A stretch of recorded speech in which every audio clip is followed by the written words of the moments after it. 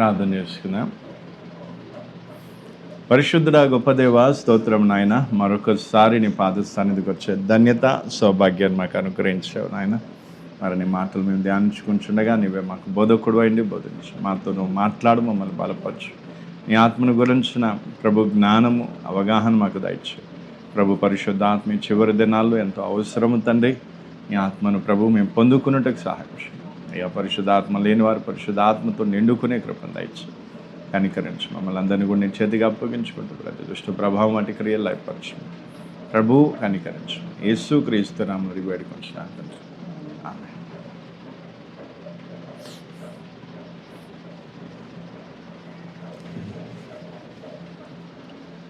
పోయినసారి మనం పరిశుద్ధ ఆత్మ గురించి నేర్చుకునేటప్పుడు కొన్ని విషయాలు నేను మీకు చెప్పడం జరిగింది.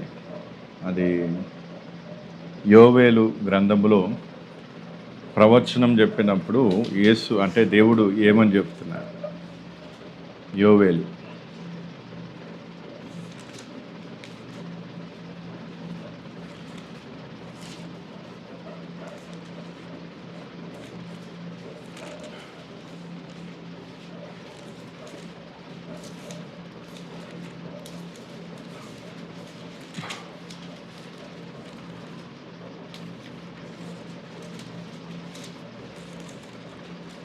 యోవేలు గ్రంథము 2వ అధ్యాయము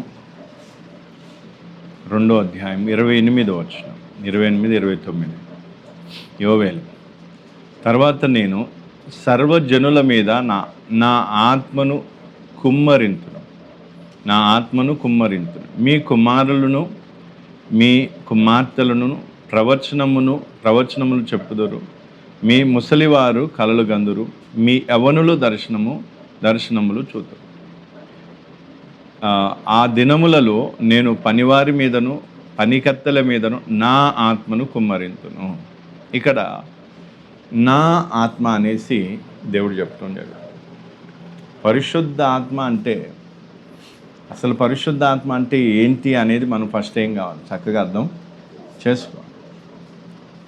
పరిశుద్ధ ఆత్మ గురించి చెప్పేటప్పుడు దేవుడు ఏమని చెప్తున్నాడు? నా ఆత్మ అంటున్నాడు. దానికి అర్థం ఏంటి?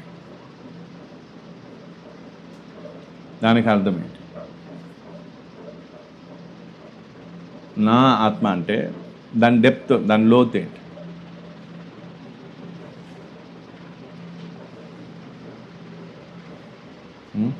ఆలోచన చేసి చెప్పండి.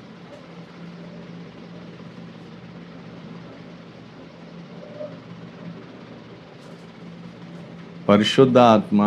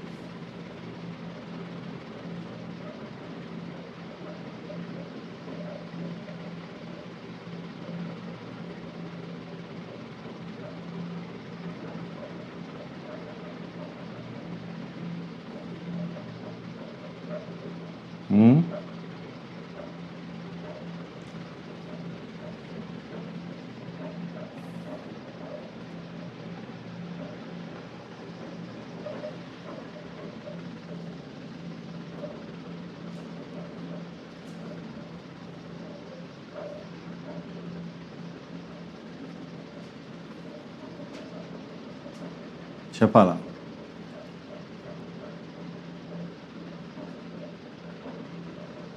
పరిశుద్ధాత్మ అంటే పరిశుద్ధాత్మ గురించి చెప్పేటప్పుడు దేవుడు నా ఆత్మ అంటున్నాడు. ఏమంట? నా ఆత్మ. దానికి వచనాలు ఇంకా చాలా ఉన్నాయి. దానికి అర్థం ఏంటి? నా ఆత్మ అంటే దేవుడు పరిశుద్ధాత్మ గురించి చెప్పేటప్పుడు ఏమంటాడు? ఇప్పుడు నువ్వు పరిశుద్ధాత్మ పొందుకోవాలనుకుంటున్నావు. పరిశుద్ధాత్మ అంటే ఏమనుకుంటున్నావు? పరిశుద్ధాత్మ అంటే దేవునికి వేరేం కాదు, దేవునికి వేరు ఆత్మ కాదు, అంటే దేవునికి వేరైంది కాదు. దేవునిలో ఉన్న ఆత్మనే పరిశుద్ధ. దేవునిలో ఉన్న ఆత్మనే పరిశుద్ధ ఆత్మగా మనం పిలుస్తాం. ఇప్పుడు దేవుడు పరిశుద్ధ ఆత్మ గురించి చెప్పేటప్పుడు నా ఆత్మ అంటున్నాడు. అవేదా కొత్త నిబంధనకు వచ్చేసరికి పరిశుద్ధ ఆత్మ అని పేరు పెట్టి పిలవటం జరుగుతుంది. మ్యాక్సిమం పాత నిబంధనలో మనం చూస్తే నా ఆత్మ అని పలకరంటే దేవుడు నా ఆత్మగా చెప్పుకుంటూ వచ్చాడు. దేవుని ఆత్మగా మనం చూస్తున్నాం. అయితే ఇప్పుడు పరిశుద్ధ ఆత్మ పొందుకోవాలంటే ఏం చేయాలి? మొదట పరిశుద్ధ ఆత్మ అనేది వేరు వ్యక్తిత్వం ఏం కాదు, దేవునిలోని వ్యక్తిత్వం. అంటే దేవుని ఆత్మగా మనం ఫస్ట్ ఏం కాదు గ్రహించాలి, గుర్తించాలి.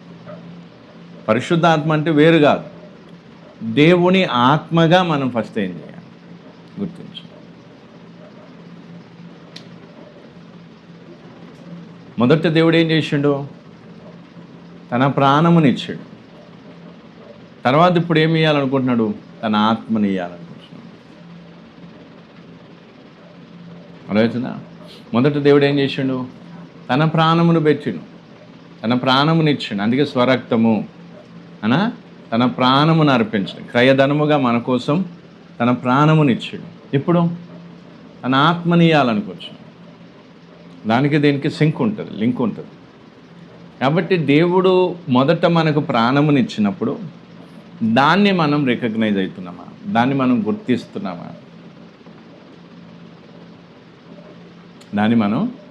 గుర్తిస్తున్నామా, దీన్ని మంచిగా అర్థం చేసుకోవడానికి మనం అపోస్తల కార్యంలో పేతురు మనకేం చేస్తున్నాడంటే ప్రసంగించినప్పుడు ఆయన చెప్పిన మాట చూడండి. అపోస్తల కార్యం 2వ అధ్యాయం.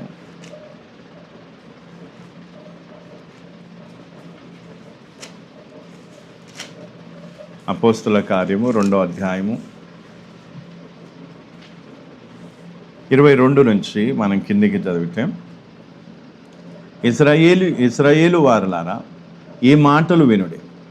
దేవుడు నజరేయుడగు యేసు చేత అద్భుతములను, మహత్కార్యములను, సూచక్రియలను మీ మధ్యను చేయించి ఆయనను తన వలన మెప్పు పొందిన వానిగా మీకు కనపరిచును. ఇది మీరే ఎరుగుదురు.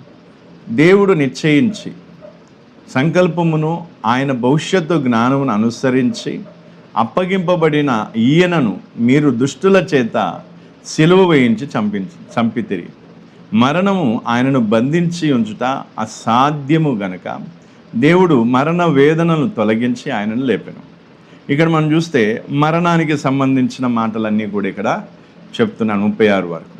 తర్వాత ఇక్కడేమంటున్నాడంటే పేతుర్ని వాళ్ళు వచ్చి అడిగినప్పుడు 37 నుంచి, వారి మాట విని హృదయంలో నొచ్చుకొని, సహోదరులారా మేమేమి చేద్దామని పేతుర్ని కడమ అపోస్తలులను అడగగా, పేతురు, మీరు మారు మనసు పొంది పాప క్షమాపణ నిమిత్తం ప్రతివాడును యేసుక్రీస్తు నామమున బాప్టిసం పొందుడి, అప్పుడు మీరు పరిశుద్ధాత్మ అనే వరం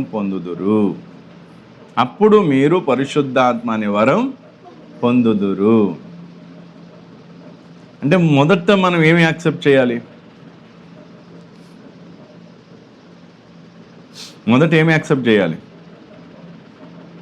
యేసు ప్రభు లేదా తండ్రి తన ప్రియకుమారుణ్ణి మన కోసము ఏం చేసింది? ప్రాణార్పణం. అర్థమవుతుందా?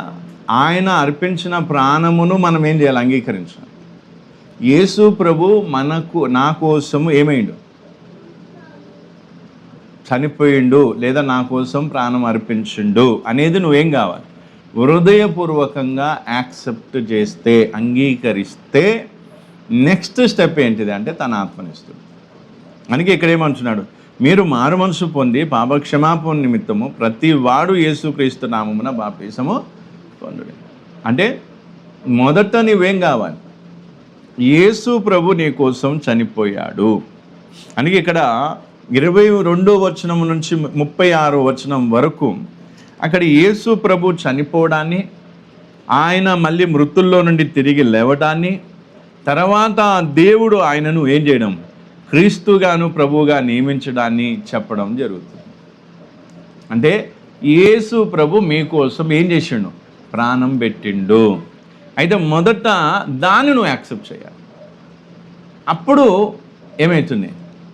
ఎందుకంటే దేవుడు మొదట ఏమి ఇచ్చిండు?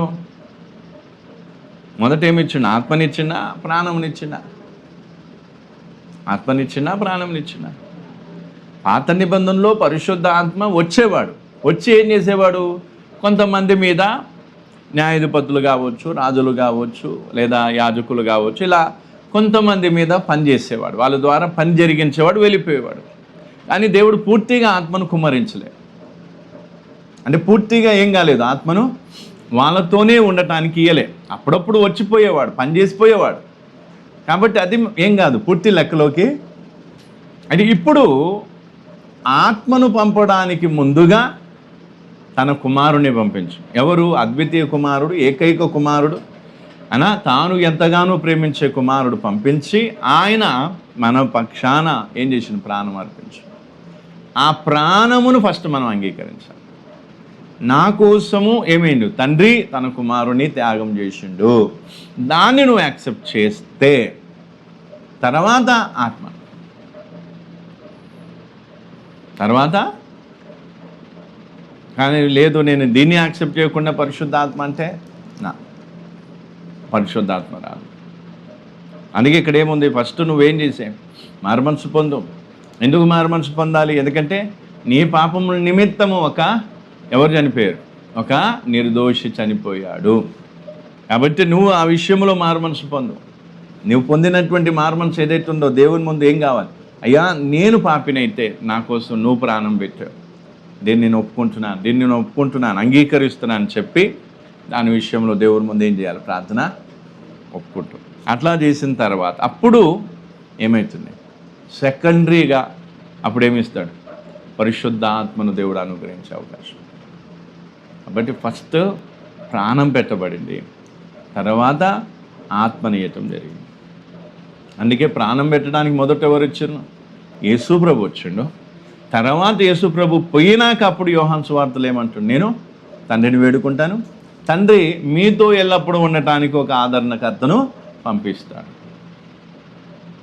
రైతా? ఫస్ట్ దేవుడు ఏమి ఇవ్వాలనుకున్నాడు? ప్రాణముని ఇవ్వాలనుకున్నాడు, ప్రాణమునిచ్చిండు. తర్వాత దేవుడు ఏమి ఇవ్వాలనుకుంటున్నాడు? ఆత్మని ఇవ్వాలనుకుంటున్నాడు, ఆత్మను కూడా ఇస్తాడు. అయితే ఫస్ట్ మనం దేన్ని అంగీకరించాలి? ఫస్ట్ దేన్ని అంగీకరించాలి?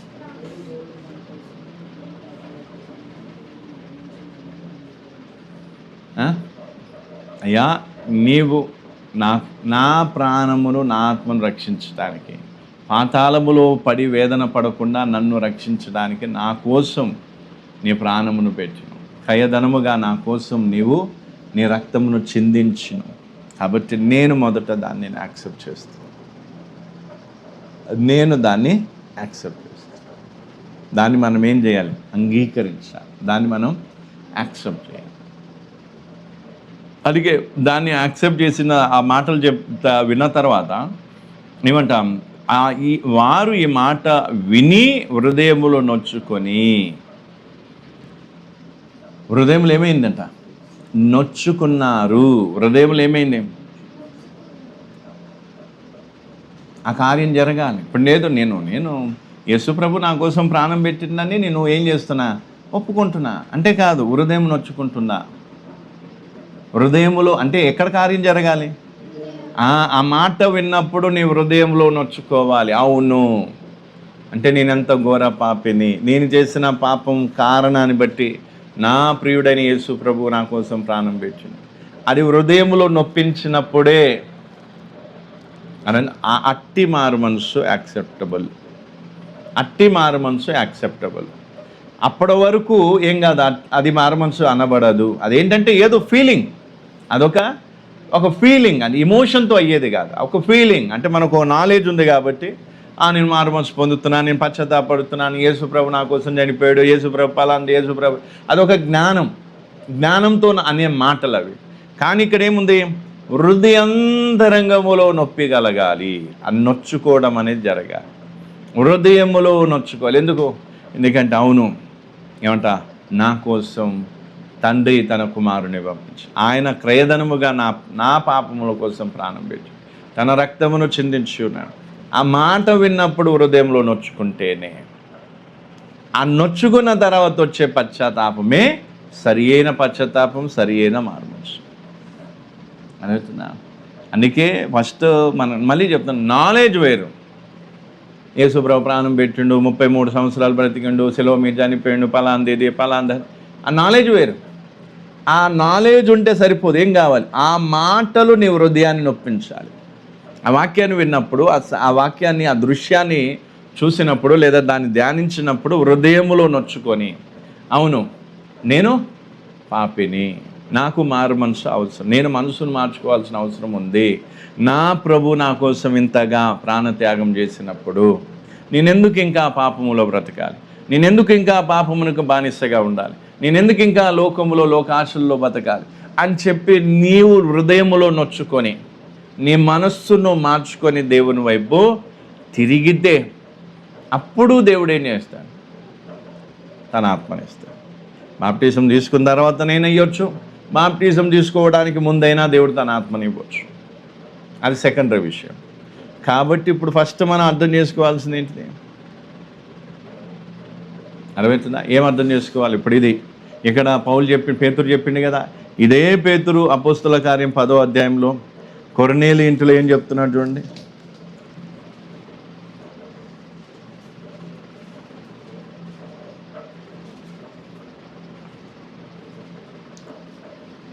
ముప్పై 38 నుంచి 10వ అధ్యాయం అపోస్తల కార్యం 10:38. అదేదనగా దేవుడు నజరేయుడైన యేసును పరిశుద్ధాత్మతోనూ శక్తితోనూ అభిషేకించననున్నది. దేవుడు ఆయనకు తోడై ఉండెను గనక ఆయన మేలు చేయుచు అపవాది చేత పీడింపబడిన వారిని అందరినీ స్వస్థపరచుచు సంచరించుచు నుండెను. ఆయన యూదుల దేశమందును యెరూషలేమునందును చేసిన వాటికి అన్నిటికీ మేము సాక్షులం. ఆయనను వారు మ్రానును వ్రేలాడదీసి చంపిరి. దేవుడు ఆయనను 3వ దినమున లేపి ప్రజలకందరికీ కాక దేవుని చేత ముందుగా ఏర్పరచబడిన సాక్షులకే, అనగా ఆయన మృతులలో నుండి లేచిన తర్వాత ఆయనతో కూడా అన్నపానములు పుచ్చుకొనిన మాకే ఆయన ప్రత్యక్షముగా కనబడునట్లు అనుగ్రహించెను. ఇదియుగాక దేవుడు సజీవులకును మృతులకును న్యాయాధిపతినిగా నియమించినవాడు ఈయనే అని ప్రజలకు ప్రకటించి దృఢ సాక్ష్యం ఇయ్యవలనని మాకు ఆజ్ఞాపించింది. చూడండి, ఇక్కడ ఆయన యందు విశ్వాసముంచు వాడెవడో వాడు ఆయన నామము మూలముగా పాపక్షమాపణ పొందునని ప్రవక్తల యందు ఆయనను గూర్చి సాక్ష్యమిచ్చుచున్నారనెను. పేతురు ఈ మాటలు ఇంకా చెప్పుచుండగా అతని బోధ విను వారందరి మీదకి ఆత్మ దిగేను. పేతురు ఈ మాటలు ఇంకా బాప్టిజం తీసుకోలేదు వాళ్ళు, కానీ ఆ పేతురు చెబుతున్న మాటలు వాళ్ళు వింటూనే యాక్సెప్ట్ చేశారు, వింటూనే వాళ్ళ హృదయంలో నొచ్చుకోవడం జరిగింది. వాళ్ళు ఆ మాటలను హృదయాంతరంగము నుంచి యాక్సెప్ట్. ఎందుకు? యేసు ప్రభు ఎవరి కోసం చనిపోయాడు? మా కోసం చనిపోయాడు, మా కోసం ఆయన తన ప్రాణమును పెట్టాడు. ఆ విషయాన్ని వాళ్ళు యాక్సెప్ట్ చేసిన కారణం బట్టి అప్పుడు వాక్యం వింటూనే వారి మీదకి ఆత్మ దిగి వచ్చింది, పరిశుద్ధాత్మ. ఇంకా పరిశుద్ధాత్మ వరం గురించి చెప్పలేదు, పరిశుద్ధాత్మ గురించి ప్రస్తావన తేకపోయినా దేవుడు వెంటనే ఏం చేశాడు? ఎందుకు? వాళ్ళ హృదయాంతరంగం. అందుకే మనం కూడా ఏం కావాలి? దేవుని పరిశుద్ధాత్మ పొందుకోవాలి అనేది కాదు. పరిశుద్ధ ఆత్మను దేవుడు అనుగ్రహిస్తానని వాగ్దానం చేశాడు, ఇస్తాడు. కానీ మొదట మనం ఏం కావాలి? దేవుడు మొదట మనకేమిచ్చాడు? ప్రాణమునిచ్చాడు. ఆ ప్రాణం ఇచ్చినటువంటి ఆ విషయంలో మనం ఎంత నమ్మకంగా ఉన్నాం? మారు మనసు కలిగి ఉంటున్నామా? పశ్చాత్తాపం కలిగి ఉంటున్నామా? దేవుని పట్ల ఏం కావాలి? నీతిగా, న్యాయంగా, పరిశుద్ధంగా జీవిస్తున్నామా? ఎందుకని ప్రాణం ఎందుకు పెట్టాడు? పాపము నుంచి విడిపించడానికి, మనని పరిశుద్ధులుగా, నీతిమంతులుగా చేయటానికి, నీతి న్యాయాలతో కూడిన జీవితాన్ని మనం జీవించడానికి మన కోసం ప్రాణం పెట్టాడు. మరి ఆ రకమైన జీవితాన్ని మనం జీవిస్తున్నామా? ఒకవేళ యేసుప్రభుని ఎరిగి కూడా మనం నీతి న్యాయంతో పరిశుద్ధంగా జీవించకపోతే మరి యేసుప్రభు పెట్టిన ప్రాణానికి అర్థమేముంది? నువ్వు ఆయన పెట్టిన ప్రాణానికి తగ్గట్టుగా నువ్వు జీవించినప్పుడు ఆత్మనిచ్చి ఏం ప్రయోజనం? ఆత్మనిచ్చి ఏం ప్రయోజనం? అన్నప్పుడు ఉదాహరణకి నేనేం చేస్తా, నీకు ఏదైనా విలువైన ఒక వస్తువు ఇచ్చినాను, నువ్వు దాన్ని భద్రంగా కాపాడుకున్నావు అనుకో, దానికి అనుగుణంగా నువ్వు మెసులుకుంటే అప్పుడేమవుతుంది, ఇంకోటి ఇవ్వాలనిపిస్తుంది. కానీ ఒక్క దాంట్లోనే నువ్వేం కావట్లేదు, నమ్మకంగా లేనప్పుడు ఇంకోటి నేను ఎందుకు ఇస్తా? అట్లాగే దేవుడు కూడా మనల్ని చూస్తాడు. వీరి కోసం నేను ప్రాణం పెట్టినప్పుడు ఈ ప్రాణం పెట్టిన ఈ ప్రాణత్యాగం ఏదైతే దాన్ని వీళ్ళు యాక్సెప్ట్ చేస్తున్నారా? ఓకే, ఒకవేళ యాక్సెప్ట్ చేస్తే దానికి అనుగుణంగా మారు మనసు కలిగి, మారు మనసు అనేది బాప్టిజానికి ముందే కలిగేది కాదు, మారు మనసు కలిగి ప్రతిరోజు మారు మనసు కలిగి ఉండాలి. ప్రతిరోజు పశ్చాత్తాపం, మారు మనసు, పరిశుద్ధత, నీతి, న్యాయం, యథార్థత కలిగి జీవించాలి. ప్రతిరోజు ఉండాల్సిందే. అప్పుడు దేవుడు నీ కోసం పెట్టిన ఆ ప్రాణం ఏదైతే ఉందో ఆ ప్రాణానికి ప్రతిగా నీ జీవితంలో పరివర్తన అనేది కనిపిస్తుంది. అందుకే మొదట ఏం కావాలి? యేసు ప్రభు. అందుకే తండ్రి ఎవరిని పంపించిన? మొదట యేసు ప్రభుని పంపించిన తర్వాత తన ఆత్మని భూమి మీదకి పూర్తిగా పంపించడం జరిగింది. దాని సీక్వెన్స్ మంచిగా అర్థం చేసుకోండి. కాబట్టి దేవుడు మొదట మనకి ఏమి ఇవ్వాలనుకున్నాడు? ప్రాణమును పెట్టాలనుకున్నాడు. తన ప్రియకుమారుని ద్వారా మన కోసం ప్రాణం పెట్టాను, తర్వాత ఆత్మను. కాబట్టి మనం చేయాల్సిందేంటి? ఇప్పటివరకు విన్న సువార్త మేరకు, ఇప్పటివరకు విన్న వాక్యం మేరకు మనం దేవుడు యేసు ప్రభు పెట్టిన ప్రాణానికి ప్రతిగా, లేదా ఆయన ఏ ఉద్దేశంతో అయితే మనకు ప్రాణం పెట్టాడో ఆ ఉద్దేశ ప్రకారంగా మనం జీవిస్తున్నామా, ప్రవర్తిస్తున్నామా, అది చూసుకోవాలి.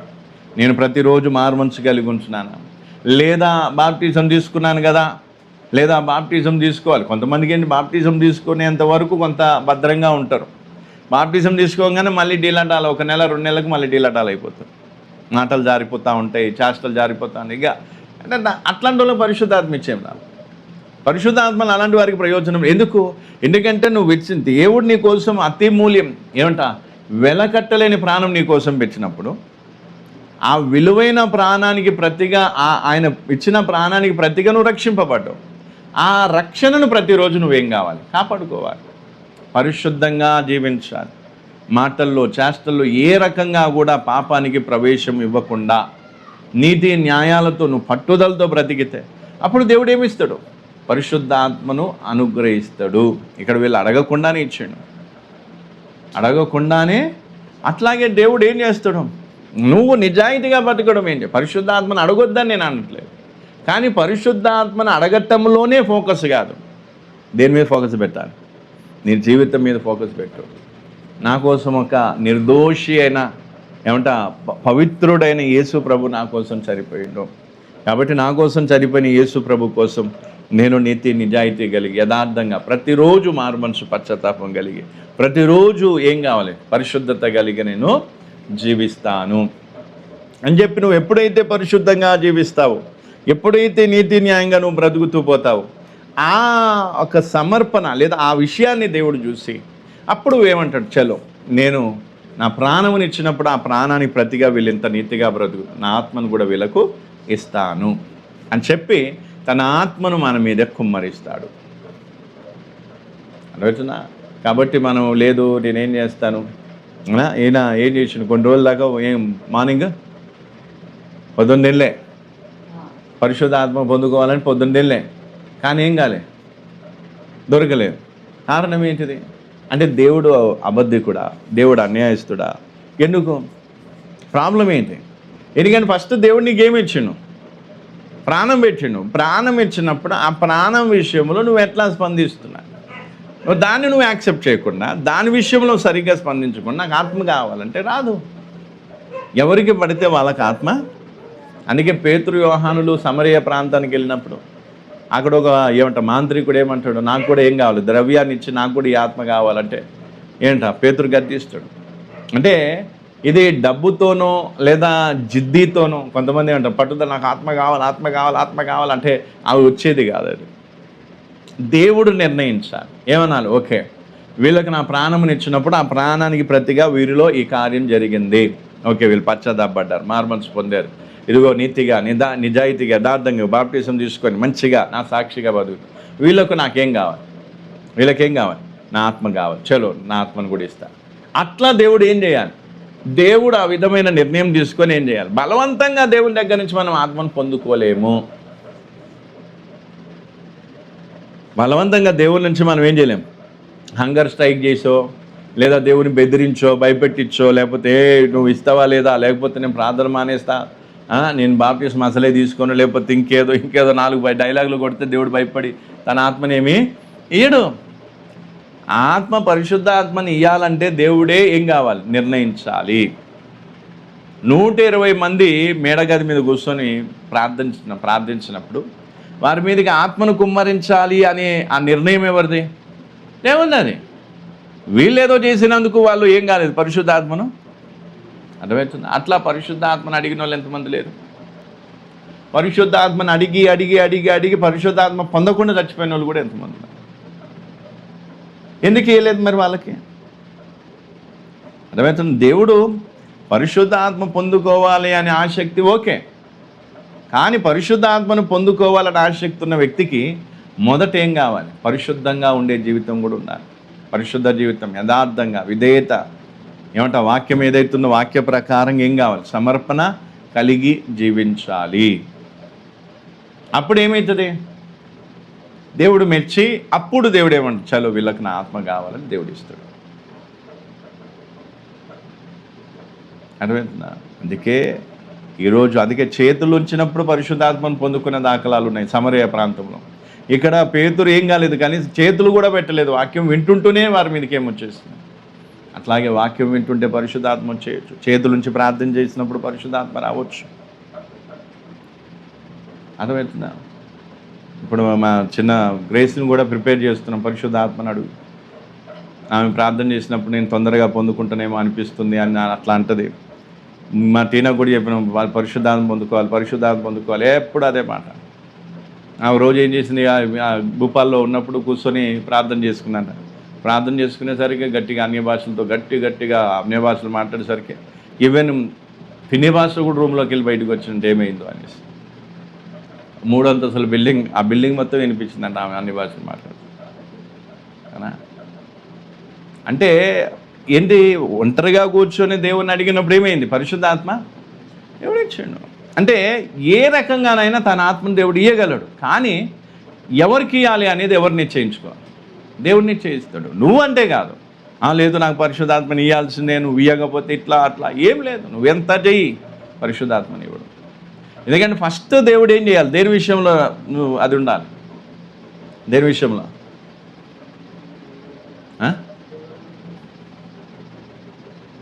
దేని విషయంలో?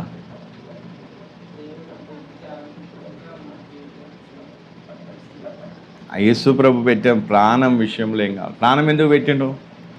నీ పాప క్షమాపణ కోసం, అనా నీకోసం, నిన్ను రక్షించడానికి. నువ్వేం చేయాలి? మారుమనసు పొంది పశ్చాత్తాపడి అయ్యా ఇదిగో నేను ఏం చేస్తాను, నీతిగా న్యాయంగా యథార్థంగా బతుకుతాను అని చెప్పి నువ్వు ఎప్పుడైతే ఆ విషయాన్ని నువ్వు యాక్సెప్ట్ చేయాలి. ఎందుకో, అవును ప్రభా, నా కోసం నువ్వు చనిపోయావు, నా కోసం నువ్వేమయ్యావు?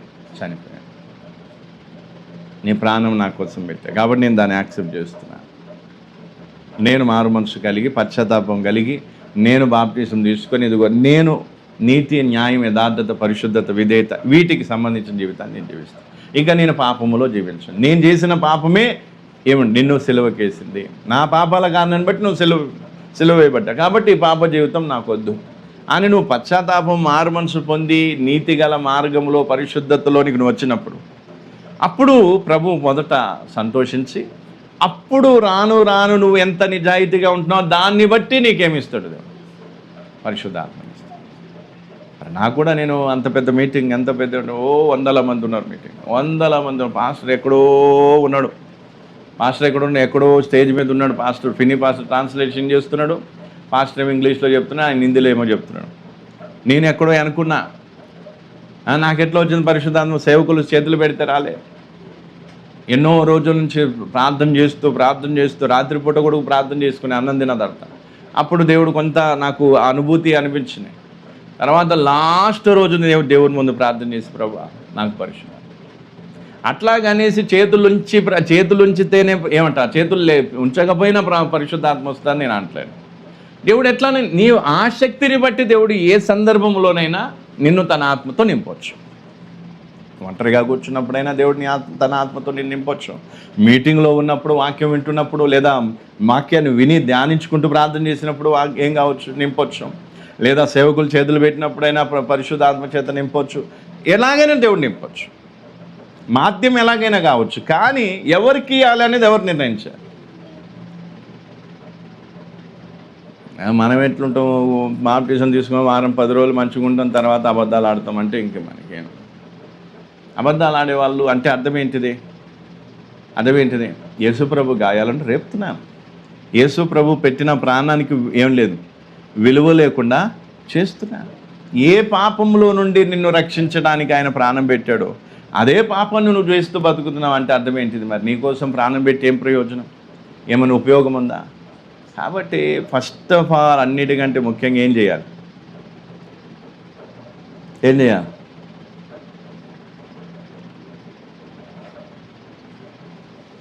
అర్థం కాలే పాయింట్. ఏమర్థమైంది? ఫస్ట్ ఆఫ్ ఆల్ అన్నిటికంటే ముఖ్యంగా ఏం చేయాలి?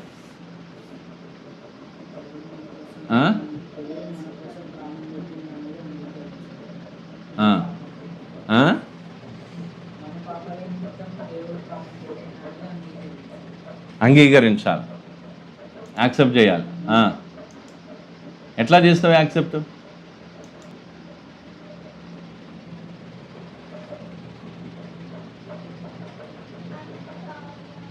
ఇప్పుడు యేసు ప్రభు నీ కోసం ప్రాణం పెట్టిండు, మనిషి కోసం ప్రాణం పెట్టిండు. నీవు ఆ విషయాన్ని యాక్సెప్ట్ చేసినట్టుగా ఎట్లా తెలుస్తుంది?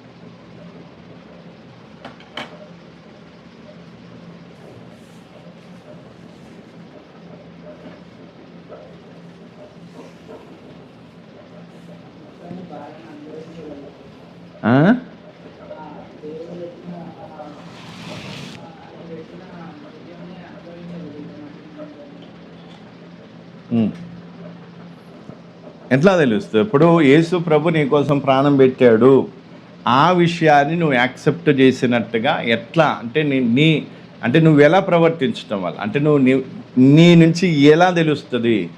ఓకే, వీళ్ళు యేసు ప్రభు పెట్టిన ప్రాణమును అంగీకరిస్తున్నారు, వీళ్ళు ఫలానా అని మనకి ఎట్లా తెలుస్తుంది?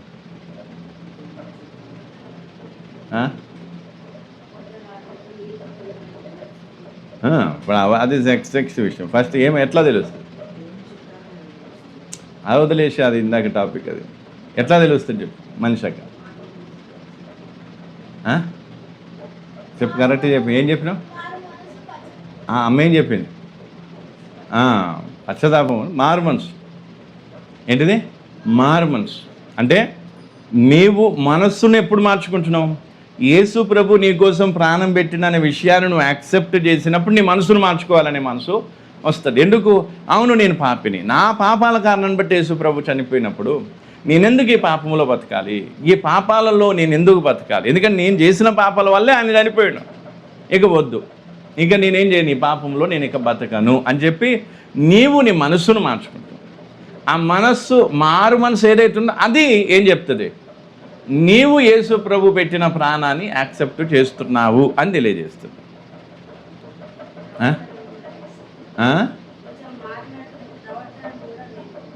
అదే మారు మనసు పొందితే ఇంకా అక్కడ క్లియర్గా ఏమవుతుంది? పాపాన్ని ద్వేషిస్తాం, పాప మార్గాన్ని వదిలేస్తాం, ఆ పాపపు క్రియలను మానుకుంటాం. వద్దు, మాకు ఇలాంటివి వద్దు, నాకేం కావాలి? నీతి న్యాయంతో కూడిన జీవితం, యేసు ప్రభు నడిచిన మార్గంలో నేను నడవాలి, ఆయన వాక్యం మేరకు నేను జీవించాలి అనేది ఆ సమర్పణ వస్తుంది. కాబట్టి ఇప్పుడు మారు మనసు పొందినట్టుగా, ఇప్పుడు యేసు ప్రభు చనిపోయిండు అనే దాన్ని నువ్వు అంగీకరించిన దానికి సూచన ఏంటిది? మారు మనసు. మరి నువ్వు మారు మనసు పొందినట్టుగా సూచన ఏంటి?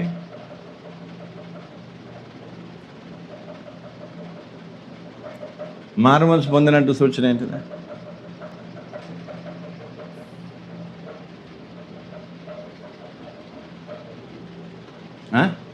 నోట్లో ఏం చదువుతున్నామ్మా? గట్టి చెప్పు.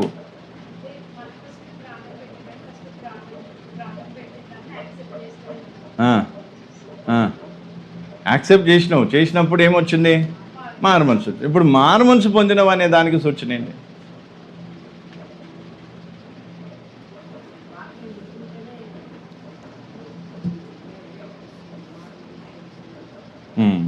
ఏడుపు అనేది పశ్చాత్తాపం, మారు మనసు పశ్చాత్తాపం దగ్గర దగ్గర ఉంటే ఓకే, అది ఓకే. మారు మనసు పొందినట్టు సూచన. ఇప్పుడు శ్రావణ్ మారు మనసు పొందిండా? నేను మారు మనసు పొందినా అని ఎట్లా చెప్పగలను? ఇప్పుడు మనిషి హక్కు ఉంది, మారు మనసు పొందినట్టు ఎట్లా చెప్పచ్చు? మంచిగా ఆలోచన చేసుకున్నాడు, అయిపోయింది, క్లోజ్ చేసుకున్నా, అయిపోయింది.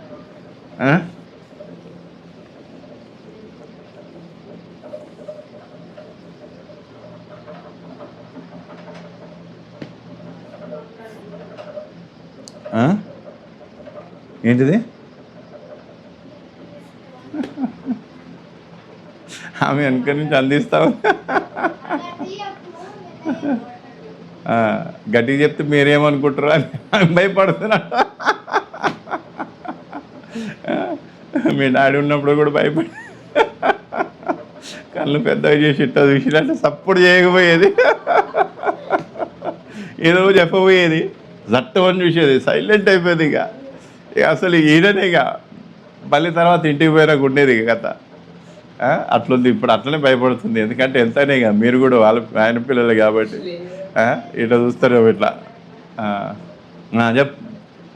మారు మనసు పొందినట్టుగా ఎట్లా తెలుస్తుంది? బేసిక్ విషయాలు ఇవన్నీ ఆల్రెడీ వచ్చేసి ఉండాలి, ఇవన్నీ టక టక టక టక టక.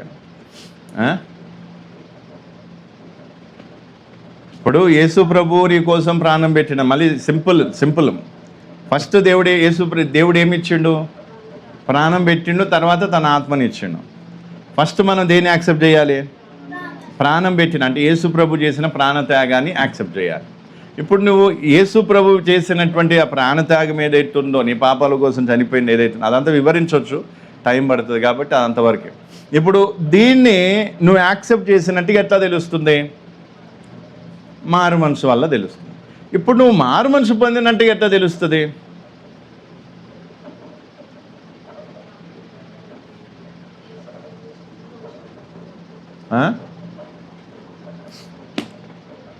మారు మనసు పొందినట్టు ఎట్లా తెలుస్తుంది? మనిషి యొక్క మారు మనసు పొందినావా? పొందలేదు. గాలిని ఇట్లా సెలవేసే పొందాలే అంటే మారు మనసు పొందలేదంటే ఏమి యాక్సెప్ట్ చేయలేదు? ఇంకా దేవుని కాదు, యేసు ప్రభు పెట్టిన ప్రాణత్యాగం ఏదైతుందో దాన్ని ఇంకా నువ్వు యాక్సెప్ట్ చేస్తలేవు అన్నాడు. మరి పరిశుద్ధాత్మని ఎట్టిస్తాడు దేవుడు? నీకు ఫస్ట్ ఇచ్చిందే నువ్వేం కావట్లేదు, నాంట నమ్మకంగా లేనప్పుడు సెకండ్ ఎట్టిస్తాడు దేవుడు? ఇయ్యడు. పరిశుద్ధ ఆత్మను పొందుకునే ప్రసక్తి కనిపించడం లేదు.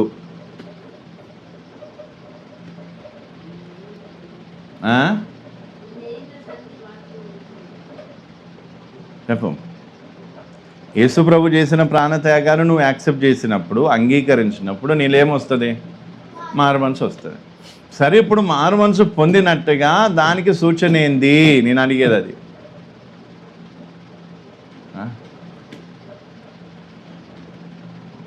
మీరు మారు మనసు పొందలేదు కాబట్టి మీకు తెలుస్తలేదేవో. సూచన ఏంది మారు మనసు పొందినట్టుగా? సైన్ ఏంటిది? పాపక్షమాపణ. ఏంటిది? పాపక్షమాపణ. మారు మనసు పొందినప్పుడు దేవుడు ఏం చేస్తాడు? నీ పాపాలు క్షమిస్తాడు. మనసును మార్చుకొని, అయ్యా నేను పాపిని, ఇదిగో నాకు ఈ పాప మార్గం వద్దు, ఈ పాపంలో బతికే జీవితం నాకు వద్దు. కాబట్టి పాప క్షమాపణ నువ్వు పొందుతావు. అది చాలా విలువైంది. పాప క్షమాపణ అనేది చాలా విలువైంది. నువ్వు మనస్సును మార్చుకోగానే వెంటనే తండ్రి నేను కరుణించి నీ పాపాలన్నీ, అంటే నువ్వు బాల్యము నుంచి చేసుకొచ్చి వచ్చిన పాపాలన్నీ కూడా ఎంత తీవ్రమైన పాపాలైనా క్షమిస్తాడు. పాప క్షమాపణ. పాప క్షమాపణలో ఏముంటుంది? నా పాపాలు క్షమింపబడ్డాయి అని ఒక నిశ్చయిత ఉంటుంది. అప్పుడు ధైర్యంగా నువ్వు దేవుని మార్గంలో ముందుకు సాగగలుగుతావు. దానికి ఎగ్జాంపుల్ ఇంకా చాలా విషయాలు. అందుకే ఇప్పుడు ఏం చేద్దాం?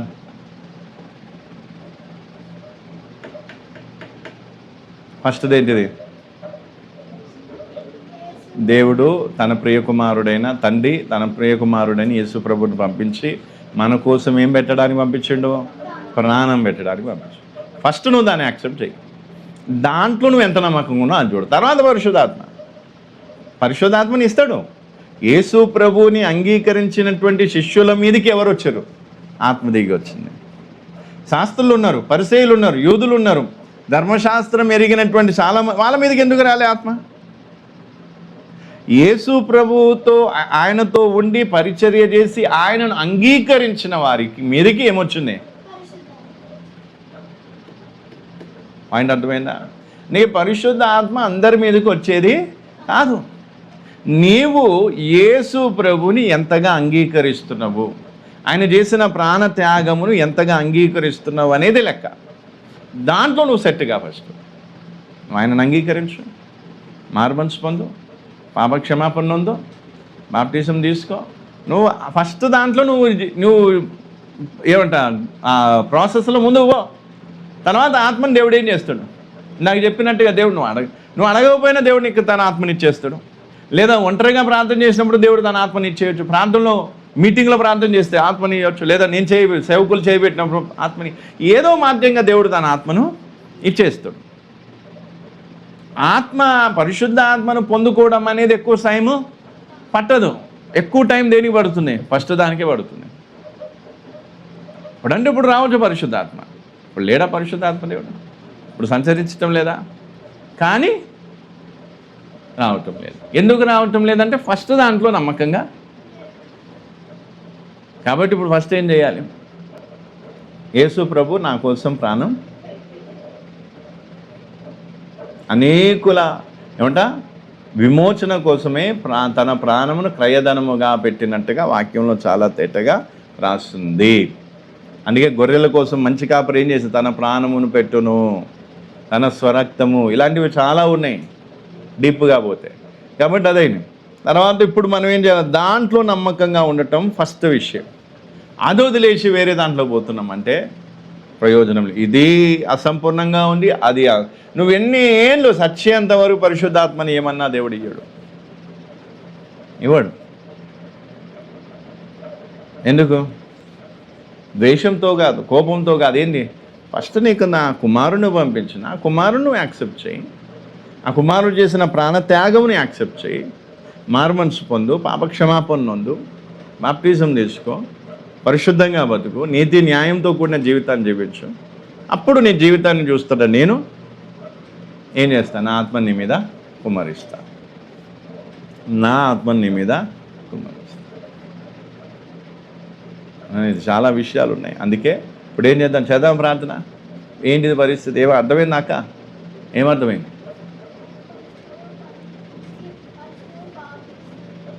బాప్టిజం కాదు, ఇంటలేవు సరిగా.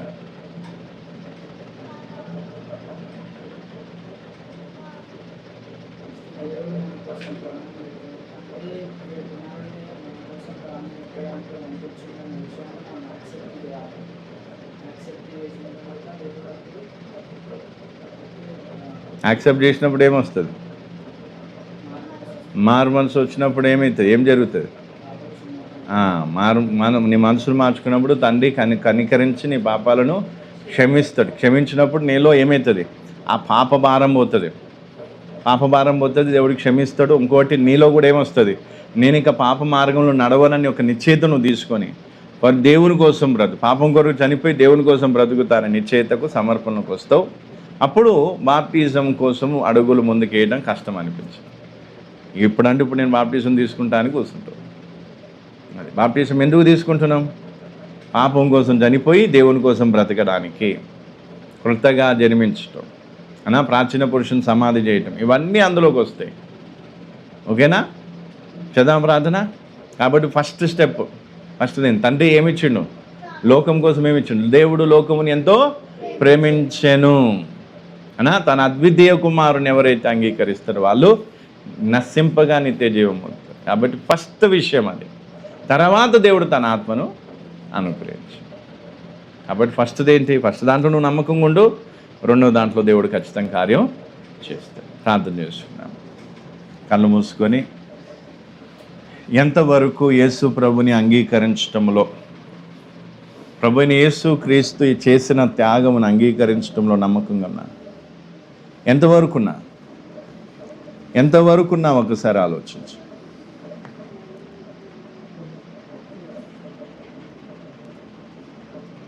మారు మనసు పొందలేదు, పశ్చాత్తాపం నొందలేదు, పాప క్షమాపణ నొందలేదు, బాప్టిసం తీసుకోవడానికి సిద్ధపడను లేదు. పరిశుద్ధాత్మను అడుగుతున్నా. దేవుడు ఏమంటాడు, తండ్రి ఏమంటాడు, అయ్యా ఫస్ట్ నేను పరిశుద్ధాత్మను కాదు నా కుమారుణ్ణి పంపించాను. అందుకే యేసు ప్రభువుని అంగీకరించిన వారి మీదికి పరిశుద్ధాత్మ వచ్చింది, మరి లోపలికి పరిశుద్ధాత్మ వచ్చింది. అదే యెరూషలేములో 120 మంది లేరు కదా, ఎంతోమంది ఉన్నారు, మరి వారందరి మీదకి ఎందుకు పరిశుద్ధాత్మ రాలేదు? కాబట్టి ఈరోజు నువ్వు కూడా యేసు ప్రభు నందు విశ్వాసం ఉంచి ఆయన చేసిన ప్రాణ త్యాగమును అంగీకరించి యాక్సెప్ట్ చేసి మారు మనసు పొందినట్లయితే ఆయన కనికరించిన పాపాలను క్షమిస్తాడు. ఆ పాప భారమును నీ మీద నుంచి తీసే, ఆ పాపపు కట్ల నుంచి నేను విడిపిస్తాడు. అప్పుడు నీతి న్యాయంతో కూడిన మార్గంలో నువ్వు నడవగలుగుతావు. పరిశుద్ధమైన జీవితాన్ని నువ్వు ఎన్నుకుంటా. అప్పుడు బాప్టిజం తీసుకోవడానికి ఎక్కువ సమయం పట్టదు. ఇప్పుడు నేను బాప్టిజం తీసుకోవాలని నీకు ఆ కలత, ఆ భారం ఉంటుంది, ఆ దుఃఖం ఉంటుంది. అయ్యా నాకు బాప్టిజం కావాలి, అయ్యా నాకు బాప్టిజం కావాలి. రికరబా షదరికరబా షదరికరబా షదరికరమా షదరికరబా. హల్లెలూయా హల్లెలూయా హల్లెలూయా. రికరబా షదరికరమా షదరికరబా షదరికరమా. కృపగల దేవా కృపగల దేవా కృపగల దేవా యేసు ప్రభువా తండ్రి. హల్లెలూయా. పరిశుద్ధాత్మ అంటే చాలా తేలికగా తీసుకుంటున్నామేమో. పరిశుద్ధాత్మ దేవుని ఆత్మ. అంటే దేవుని కుమారుని పంపించినప్పుడు, ఆయన నువ్వు అంగీకరించినప్పుడు ఆయన ఆత్మ నీకు ఎలా ఇస్తాడు? ఎందుకు ఇవ్వాలి? ఆయనను అంగీకరించడంలో నువ్వు ఎంత వెనకబడి ఉన్నావు చూడు. సరే మారు మనసు పొందావేమో, ఆ మారు మనసు ఈరోజు కూడా ఉందా? ఆ పశ్చాత్తాపం ఈరోజు కూడా ఉందా? దేవుని కోసం బ్రతుకుతానని చేసుకున్న సమర్పణ నిర్ణయం ఈరోజు కూడా ఉందా? లేదా కొద్ది రోజులకే పాపంలో మునిగి తేలుతున్నావా? పాపపు ఆలోచనలు, పాపపు మాటలు, పాపపు క్రియలు. మరి ఎలా నిన్ను నమ్మి తన ఆత్మనిస్తాడు నీకు? నువ్వు నమ్మక ద్రోహివి. నమ్మకంగా ఉంటానన్నావు, నీకోసం బ్రతుకుతానన్నావు, పాపాన్ని మానుతానన్నావు, పాపాన్ని విడుస్తానన్నావు, ఎన్నో మాటలు చెప్పి ఎంతో ఏడ్చి కొద్ది రోజుల్లోనే నీ రంగు చూపించాను. నీకు తన ఆత్మను దేవుడు ఇవ్వడు, ఇవ్వడు. కాబట్టి ఈరోజు దేవుని సన్నిధిలో మన వ్యక్తిగత జీవితాన్ని పరిశీలించుకుంటూ హల్లెలూయా హల్లెలూయా హల్లెలూయా హల్లెలూయా హల్లెలూయా హల్లెలూయా హల్లెలూయా హల్లెలూయా హల్లెలూయా హల్లెలూయా హల్లెలూయా. కృపగల దేవా కృపగల తండ్రి యేసు ప్రభువా యేసు ప్రభువా యేసు ప్రభువా యేసు ప్రభువా యేసు ప్రభువా. నాయన నీ బిడ్డలు కూడా నీ ప్రియ కుమారుని అంగీకరించడంలో ఇంకా వెనుకబడి ఉన్నారు. కేవలం ఎరిగి ఉన్నారు కానీ ఇంకా అంగీకరించలేదు నాయన. అయ్యా హృదయపూర్వకంగా నిన్ను అంగీకరించే కృపను దయచే. నువ్వు చేసిన త్యాగమును అంగీకరించి మారు మనసు పొంది పశ్చాత్తాపమునుంది అయ్యా పాప క్షమాపణ ఉంది. బాప్టిజం ద్వారా కృతగా జన్మించి బాప్టిజం ద్వారా ధరించుకునే కృపను దయచే. నీ ఆత్మ చేత వారిని నింపు నాయన. నీ ఆత్మ కార్యం జరిగించు తండ్రి. ముఖ్యంగా నీ బిడ్డల్ని జ్ఞాపకం చేసుకుని ఆయన బాప్టిజం తీసుకునే బిడ్డలు, బాప్టిజం తీసుకున్న వారిని కూడా నువ్వు జ్ఞాపకం చేసుకు వారి జీవితాల్లో నీ కార్యం జరిగించు. ఎవరికి నీ ఆత్మని ఇవ్వాలో నీ నిర్ణయం తండ్రి. వారెంత నమ్మకంగా ఉన్నారు, ఎంత ప్రభు నమ్మక ద్రోహులై ఉన్నారో నువ్వు చూస్తున్నా. అయ్యా కనికరించు. లోపల పాపాలు చేసుకుంటూ చీటికి మాటికి పాపాలు చేసి నీ ఆత్మని ఎంతగా దుఃఖపరుస్తూ ఉన్నారు. ప్రభుని గాయాలు రేపుతూ ఉన్నారు. అట్టి వారికి నీ ఆత్మ నువ్వు వెయ్యవుతుంటే కనికరించు నాయన. దయ చూపించు. పరిశుద్ధత గురించి రోషం కలిగి నీతి న్యాయంతో కూడిన మార్గంలో నడిచే కృపను దయచి ఈ మాటలు ఒక్కొక్కరి హృదయాల్లో నీరు కట్టి ఫలింపచ్చు. ఒక్కొక్కరి హృదయంలో నీరు కట్టి ఫలింపచ్చు. తండ్రి నీకు వందనాలు స్తోత్రాలు. బాప్టిజం తీసుకొని బిడ్డల్లో కూడా నీ కార్యం జరిగించు. కనికరించు. త్వరగా రాని ఉంటుండగా నీ రాకులు ఎత్తబడే గుంపులో మేము ఉండే కృపను దయచి కనికరించు. దయ చూపించు. పుష్పక ప్రార్థన.